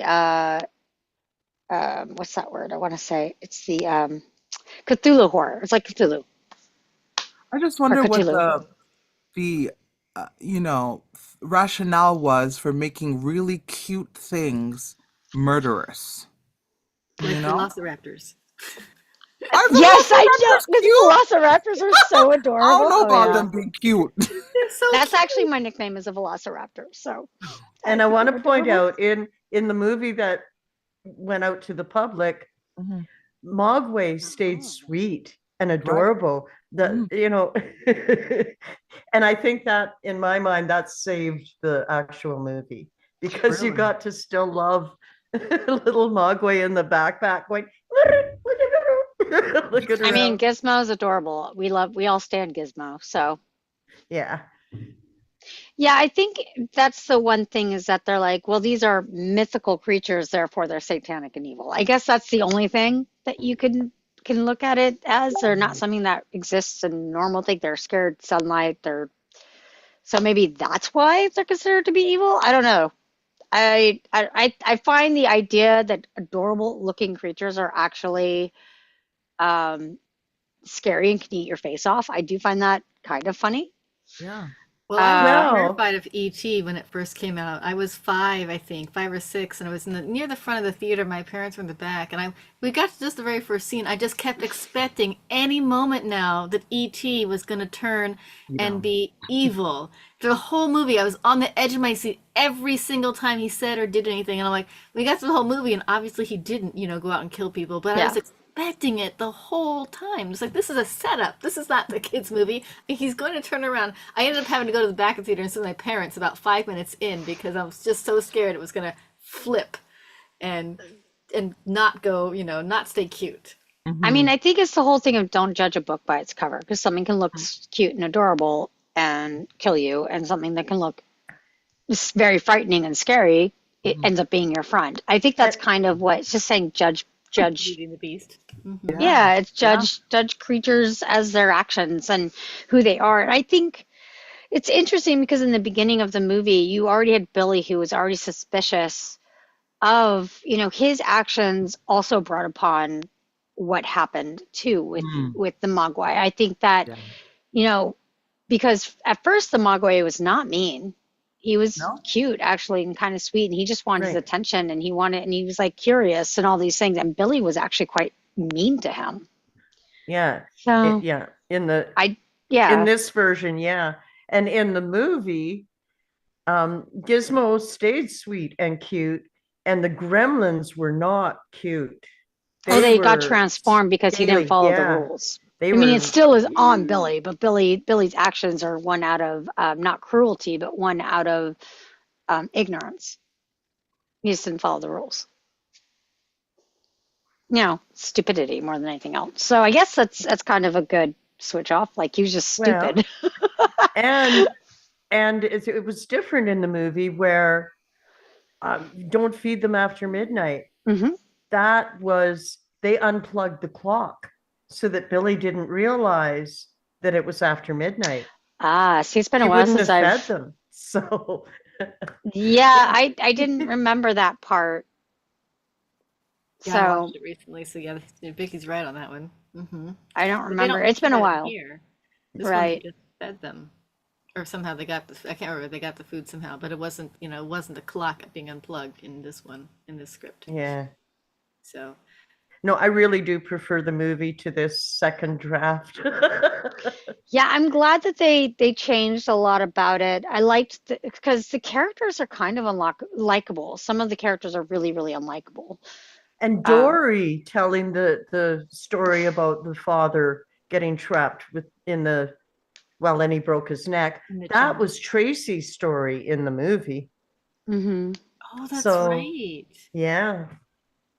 Yeah. Well, It's really Tracy. interesting. Sorry, go ahead.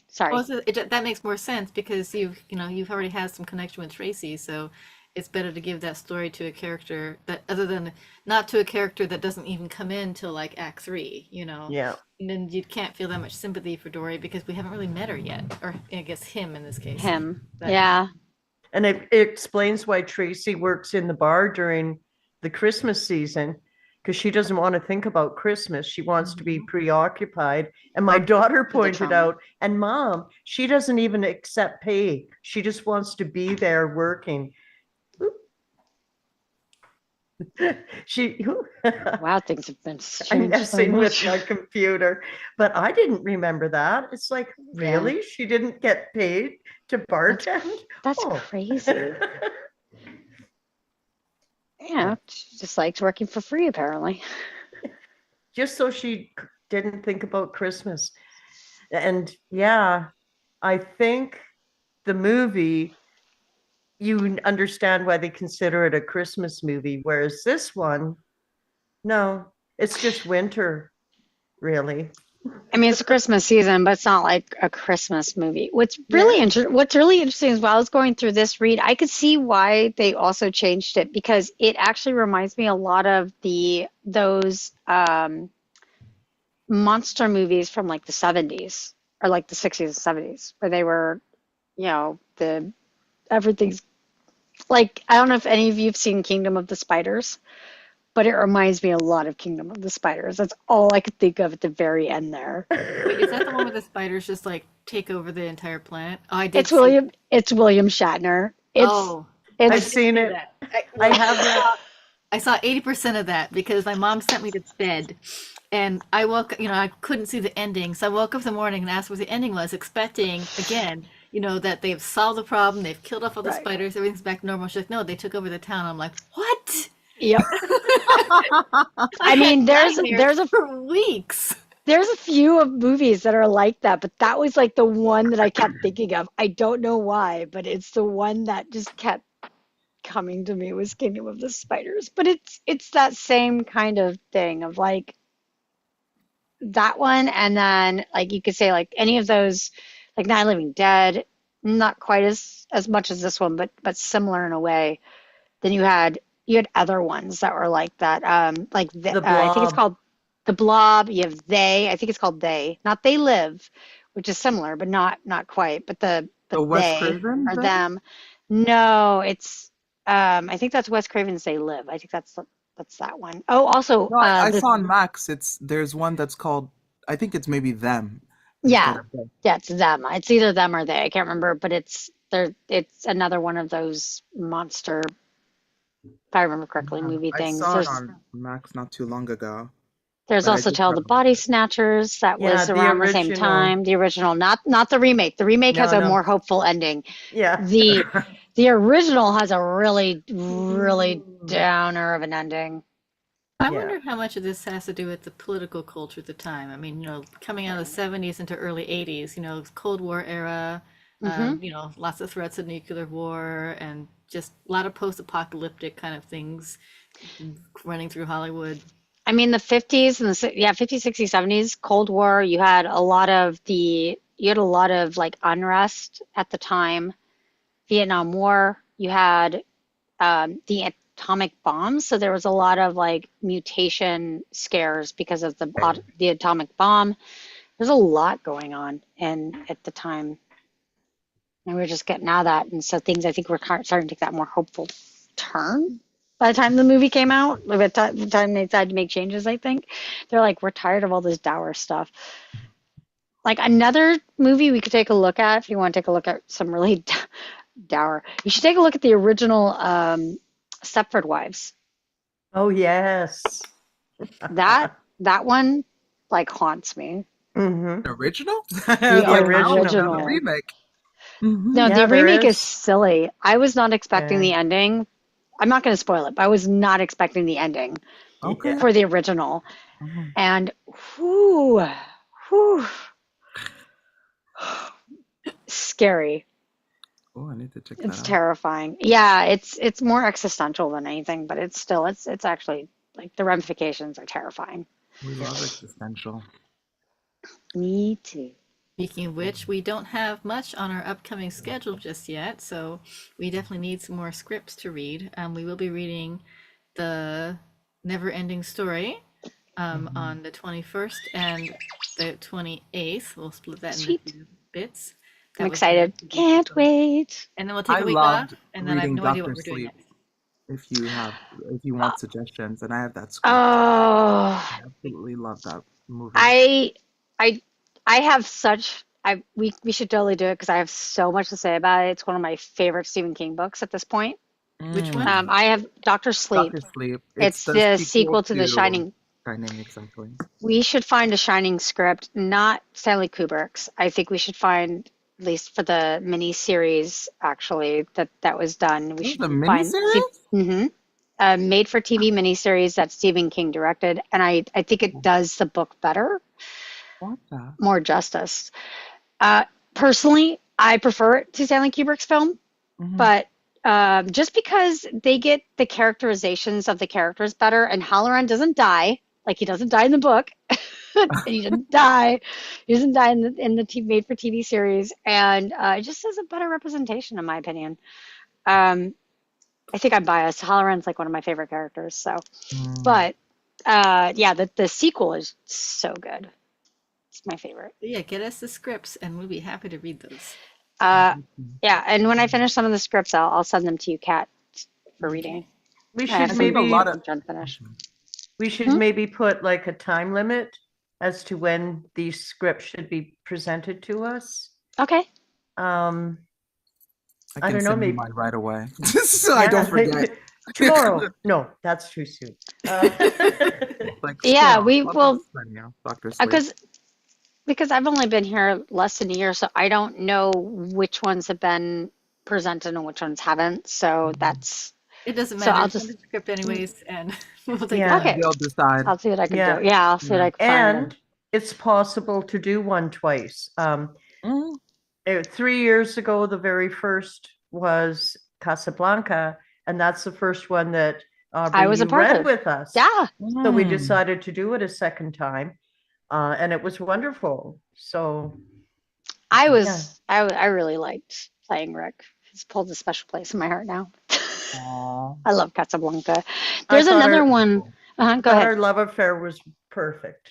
It So was. It was so lovely. It's why we always get. This is why we get paired for most of the love, the romance now. Is I think it's because of that. it works. Yeah. It works. So much fun. I just utterly enjoy reading with you guys. Those are I awesome. love reading with all of you very, And, very much. and Jackie, I loved your Louis. Oh, thank you. Uh, And I'm watching the series now, and one of my best friends, I call her Louie, and she calls me Oh, Lestat, and it's just lovely. I love that.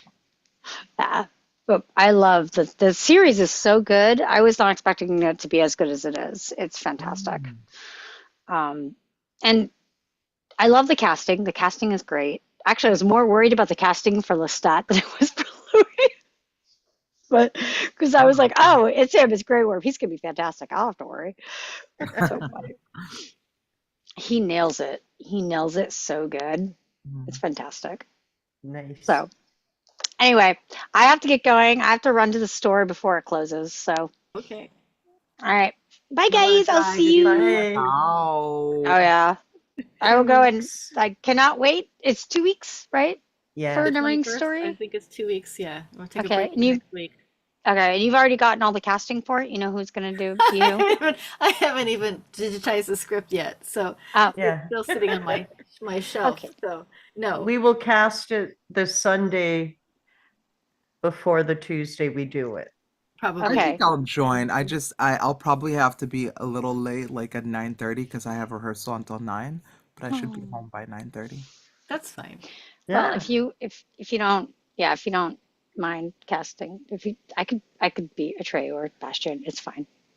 Yeah. Let me know what parts you want, and I'll be happy to, we'll be Yeah. happy to take a look at those because, there is obviously 2 or 3 main parts, and there's a lot of bit parts. So Mm-hmm. a lot of those characters only come in for a scene or two, and they're all, Yeah. Yes. they're all really memorable, but they're all really short, I things. do Mm-hmm. re I do recall a few weeks ago saying I'd love to be Sebastian, but I mean, really, we'll look at who we have and Bastion, decide who yeah. gets what. Yeah. Yeah, Bastion, Balthasar Bucks. and it's Yeah. possible And to. Atreyu, the warrior from the Great Plains. Mm. Never mind. I'm just kidding. That's from, by the way, that's Neverending Story 2, guys. That's actually not from Neverending Story 1. I, it's my favorite scene from Neverending Story 2 is when Bastion like screams that out, and it's just fantastic because it's really funny. Anyway, all right, guys. Bye. Good night, I was Aubrey. too Bye. young Good to night. remember Neverending Story. I watched all of them, but I don't remember any of them because I The was a horse. child. The horse. That was Neverending Story 2 Okay. was my first watch of the Mm. Neverending Story, and then I saw Neverending Story. I probably saw Neverending Story much earlier, but I was too young to remember it. But like Neverending Story 2 is the first that I saw, and it really stuck in my mind. Mm. So I think I'm just kind of weirdly partial to it. And then I got Neverending Story 1 and just fell in love. And then I read the book and fell in love with it even more. So I'm very partial to this movie. I It's amazing. used the theme song as the song the first time I auditioned for a musical, Mm. and Hmm. I got in it, and it was very popular at the time, so I that believe it. helped. Okay, I'm really gonna All go right, now, guys. Bye. Bye. bye. let's all Bye. go. Have fun One, I two, was just summer. gonna say three. one last thing about the highly recommendations. And bye, Kat. You can go, or Oh, Aubrey. I mean, Aubrey, you can go. No, I'll listen to this and But then I have to run. okay. What were you gonna No, say? in just in terms of like, I love most of Steven Spielberg's stuff, so I highly recommend any and all of his stuff. Like Salem's Lot is another one that's really Another good. Stephen King, Yes, great. it's yeah. There's like a TV show and movie, and then there's like I love my favorite is The Stand. The Stand is my favorite book of his, but he has like a Oh, TV show and movies again of those. What But all the about of his Man in Black, Carrie? man. Randall Flagg. Oof. all of his Oof. stuff like has great character development. So I just highly recommend Steven Spielberg stuff for us. Stephen Okay. King, Play. not Spielberg. Stephen King, King. I mean Stephen King. Sorry, That's okay. Spielberg is in my mind because we just talked about him Yeah. for a really There's long time. also I always can't remember the movie. Encounters of the Third Kind. We should definitely take a look at that one too. Speaking of Oh, that one I Steven don't know. Spielberg, Mhm. great film. Okay. Encounters of the Third Kind. Yeah. Okay. Anyway, bye guys. For all right. reals. Bye, Mash. For Aubrey. realsies this time. Bye. I Sayonara, if you to say. And now I Arrivederci. want a mountain of mashed potatoes. Oh, good. Why mashed potatoes? From from the last movie that was suggested. Because Oh, the Richard Encounters of Dreyfuss, the he's Third Kind. Yeah, Richard Dreyfuss sits and makes a mountain out of his potatoes, and his wife wonders, "What's wrong with you?" He's like, "I don't know."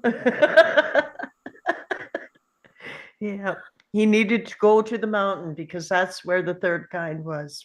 All Mm. right. It's a long time since I've seen this one. I've never seen it. It's good to know. It really helps being old like me and having an eidetic memory. You just, Not old. I know, I know. Like I'm only going to be 67 in a couple of months. So You're young. You still got 40 years left.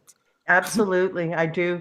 Yeah, I just had a physical, and my doctor, who I've had for 50 years, she said, Wow. "Oh, you almost are the 16-year-old that walked into my office 50 years ago." That's wild. That's Same so cool. doctor. Wow. How old is your doctor? That's the question. That's a good question. And Like, are why they isn't 80, she 90? retired? Yeah. That's sad. We try and figure it out sometimes, and we're like, okay, so even if she had just graduated the same year you found her, that would make her, yeah, Right? she's got to be in her 80s for sure. Well, yeah, that's 12 years of high school to high school, 4 years of med school, at least four Mhm. years of residency, unless they changed, Yeah. the rules a No, lot it's the since. same here. Mhm. So, yeah, she's old, and I'm not. Ah, exactly. You are still very young. You know, gosh, still a lot of years to go. I think being sassy really helps. Agreed. All about attitudes, but I keep trying to tell them Exactly. it's fun. Sassy and joie de vivre, are Yeah, important things. that's right. Keeps you young. Oh. Are Well, there on that movies note, or until it gets dark, I don't want it to. oh gosh, yes, no. I was just gonna ask y'all if there are any movies or TV shows that you really want to do in 2025. There is one, and that is the early, early draft of Star Wars. Without it Ooh. doesn't even have Luke Skywalker in it. What? Yeah. I've got a copy of that script somewhere. I gotta go dig it up. And I Wild. want to do Big Trouble in Little China. Big Trouble in Little What? China. I've heard of that title Kurt before. Russell Okay, I know Kurt Russell. and Kim Cattrall. Oh, I know She's him. really young in it. Yeah. Okay. It's a good, fun movie. It's action galore. Love that.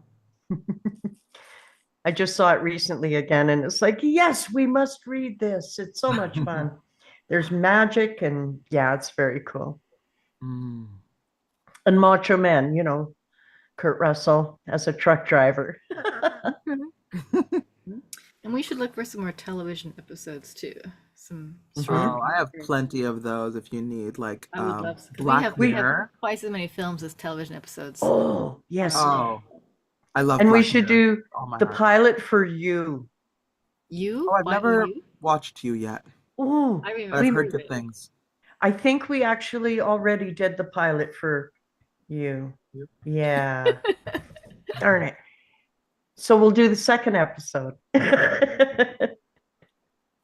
No, it's good. I'm watching it with my daughter, and not to be a spoiler, but it's a series that teaches you how to love murderers. You can you completely say, yes, Joe, there are people who deserve to die. Like Dexter. I Dexter is think another one that people are like, yes, kill him.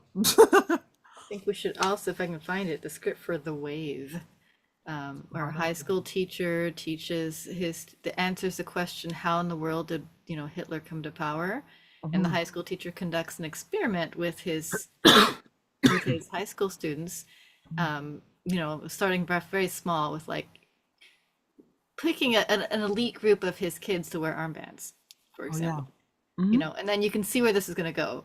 And by the end of the thing, he's got the entire high school convinced that they are part of a larger organization, and then I won't reveal the ending, but it's a way that he just and it's based on a true story, Yeah. which is even more impressive that, they're just so subtle about, then the kids have no idea. I mean, they're studying history, and he manages to totally recreate a cult of personality, essentially, with his kids. And, finally, of course, some kids will say, hey, Mr. What's his name?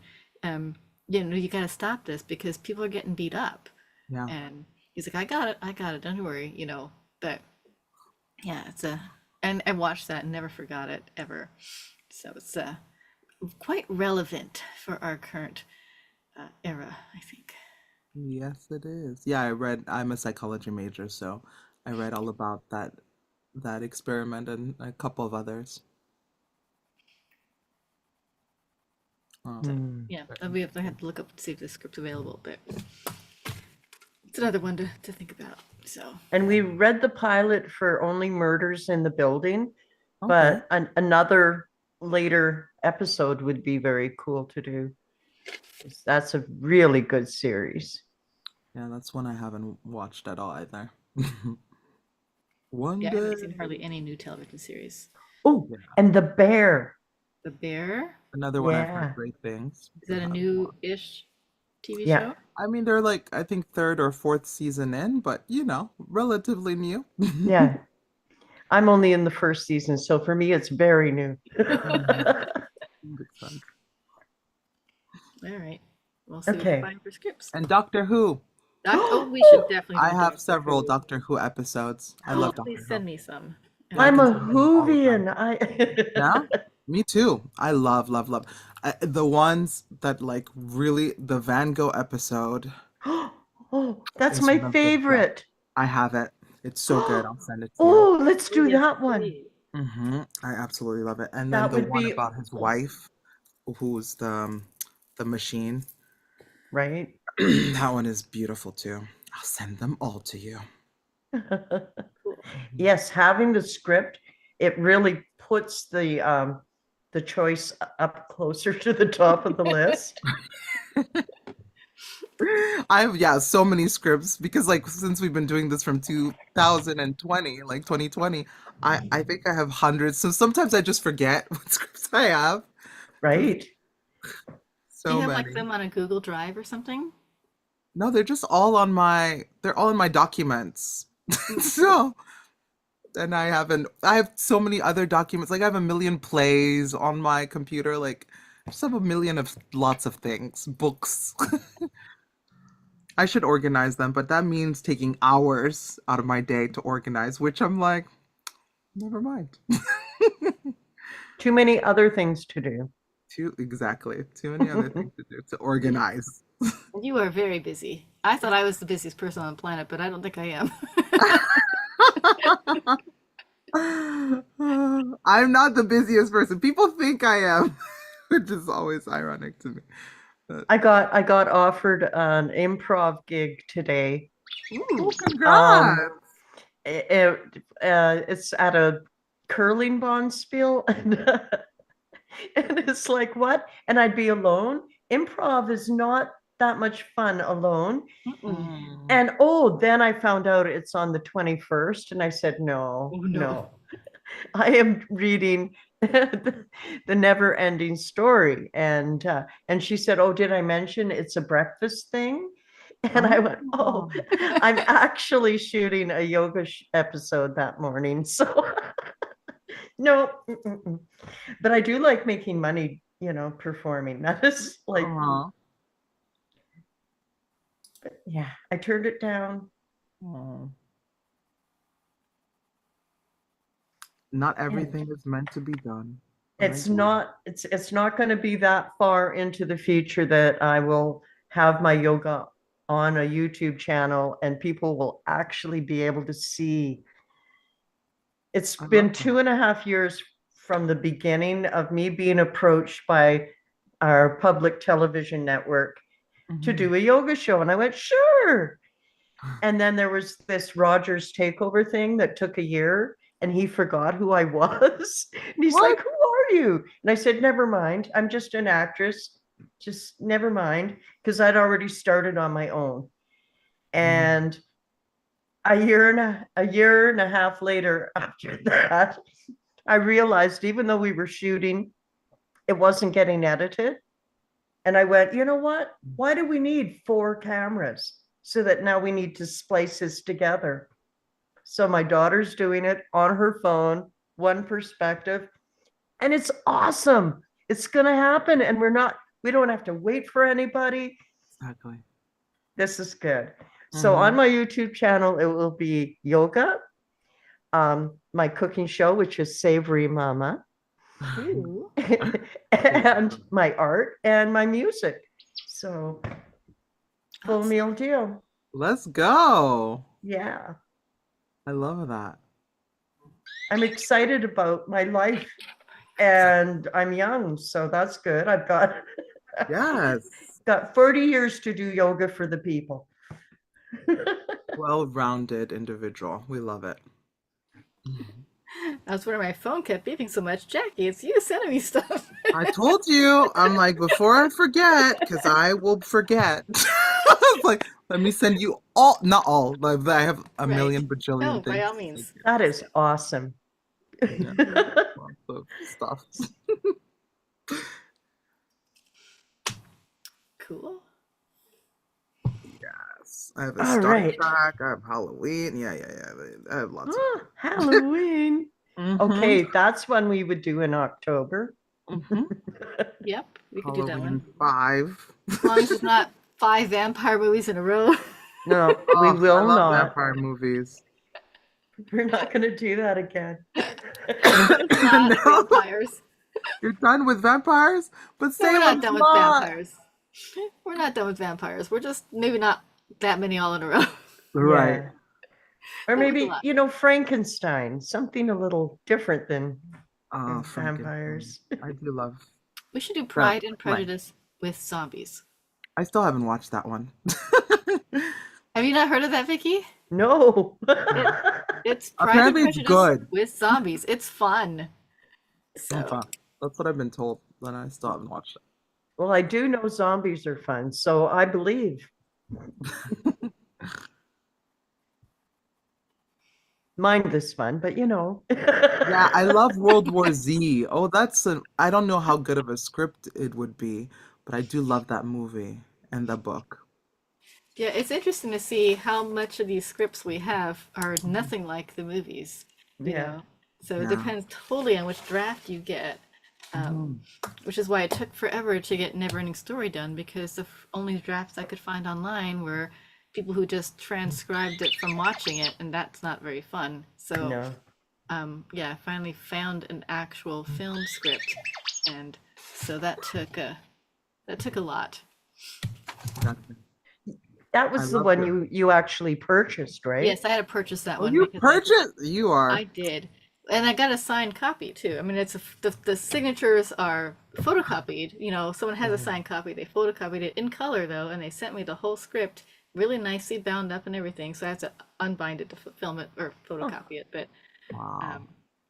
But yeah, it was a very nice script, and he saran wrapped the whole thing and then put it between like cardboard so none of the pages would get bent, and it wasn't very expensive. It was like $25. So to get an autographed copy of it, so it was pretty worthwhile.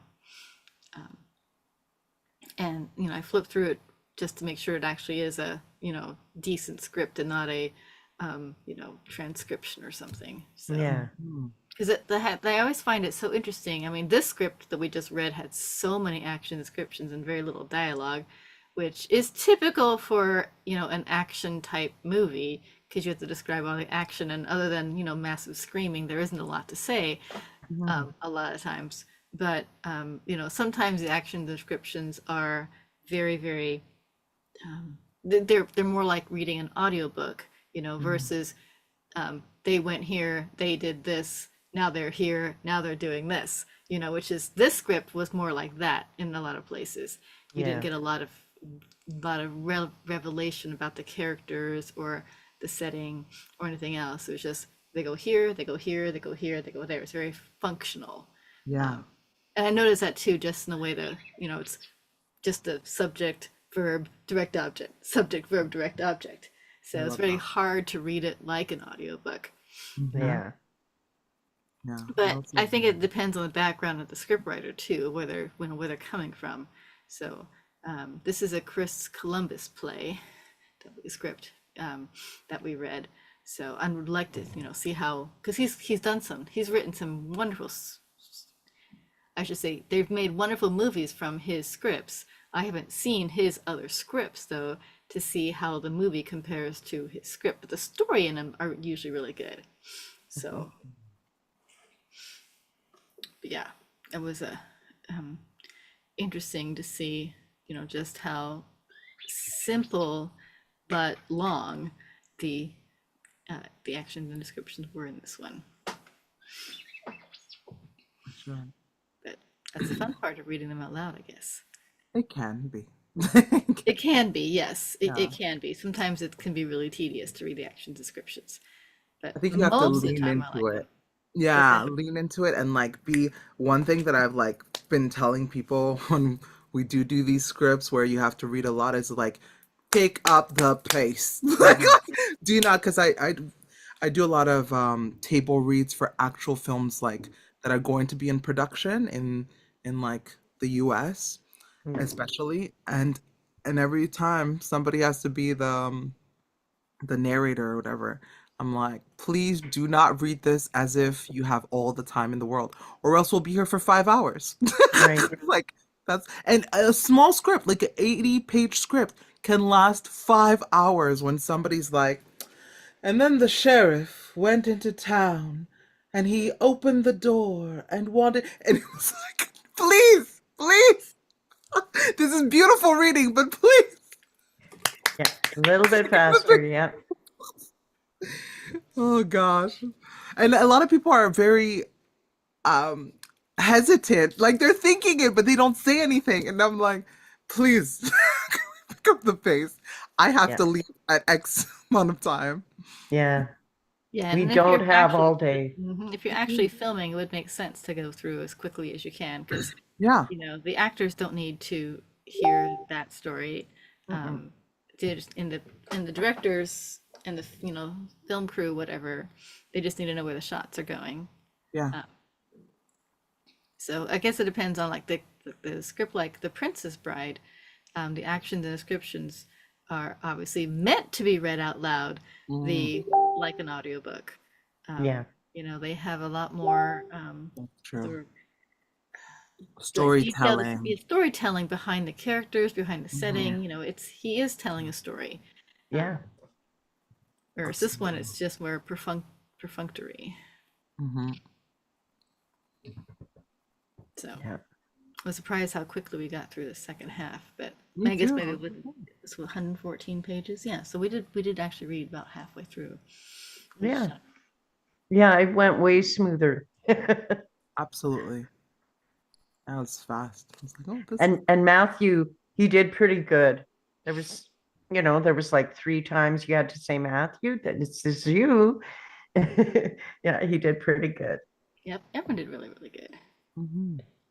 So, all right. Any other comments before we close out for the night? Now you I now had have a so million much fun. thing.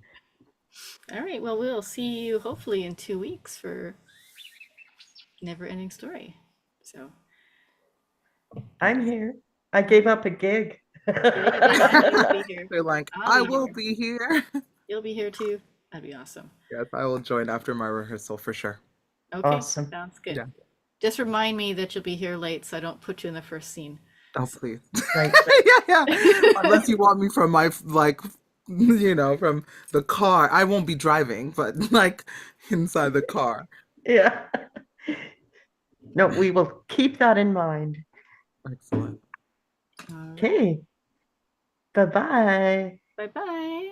Good Ow. night. Love you both.